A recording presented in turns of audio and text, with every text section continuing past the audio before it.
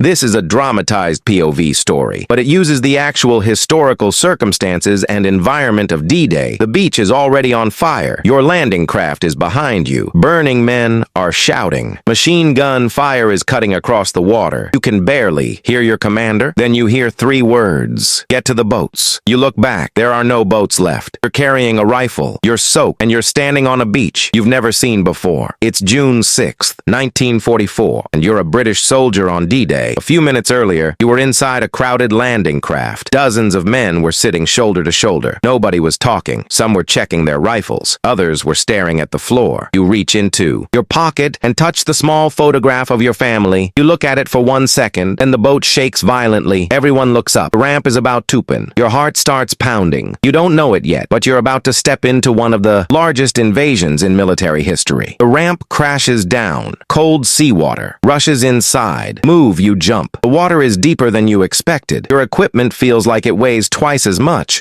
All around you, men are moving toward the beach. Some are carrying ammunition. Others are carrying medical supplies. Above you, aircraft roar through the sky. Then boom, an explosion hits somewhere ahead. A wall of water rises beside you. You duck for a moment. You can't see anything. Only smoke. Only screams. Only gunfire. You finally reach the sand. You expected the beach to be the finish line. Instead, it's only the beginning. German defensive positions are hidden above the shoreline. Machine guns fire from concrete positions. Barbed wire blocks the exits. Obstacles cover the beach. Your unit is supposed to move forward, but nobody knows exactly where to go. The man next to you points toward a gap. You run. Then another explosion hits. He disappears from your view. You stop for half a second. Your commander screams, "Keep moving." So you do, because stopping means becoming a target. You reach a damaged section of the beach. Several soldiers are trapped behind an obstacle. You crawl forward. Bullets snap through the air above your helmet.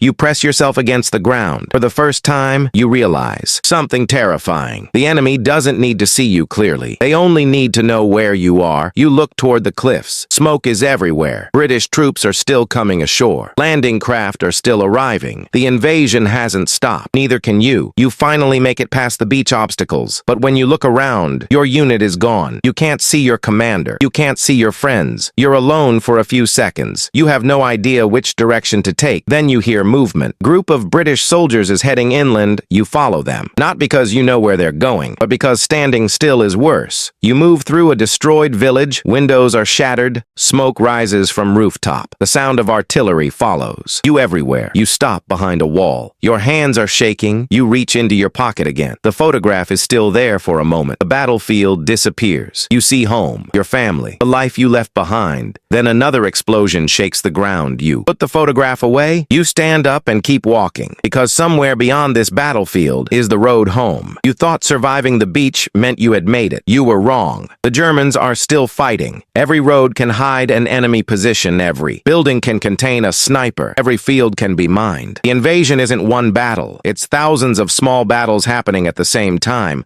British troops are pushing inland. Engineers are clearing obstacles. Medics are treating the wounded. Tanks are moving forward, and behind all of them, thousands more soldiers are still landing. The beach you almost couldn't escape is becoming the gateway to Europe. You reach a field overlooking the coastline for the first time. You can see how massive the invasion really is. Landing craft cover the water, aircraft till the sky. Smoke rises from the beaches. Thousands of soldiers are moving inland. You suddenly understand this isn't just your battle, it's an army, and you're one small part of it. But that doesn't make you feel safer, because somewhere ahead, the German defenses are waiting. You continue forward. Your boots are soaked. Your uniform is covered in mud. Your ammunition is getting low. You haven't slept properly. You haven't eaten properly, but you keep moving. Very few minutes, you hear artillery, sometimes close, sometimes far away. You only know one thing. You have to keep going, because behind you, thousands of men cross the same beach, and ahead is the road into France. By the end of D-Day, the Allies had established a foothold in Normandy. The invasion had not gone exactly as planned. The fighting was brutal. The losses were enormous, but the beaches had been taken. The Allied armies were now inside occupied Europe, and Hitler's fortress in Western Europe had been breached. You look back toward the sea. The same water you crossed that morning is now filled with ship supplies, tanks, reinforcements. The invasion is no longer something that might happen. It has happened. You reach into your pocket one final time. The family photograph is still there, bent, wet, covered in dirt, but still there. You look at it and finally understand what survival means. It doesn't mean you weren't afraid. It means you kept moving while you were afraid. On June 6th, 1944, thousands of ordinary soldiers stepped onto those beaches.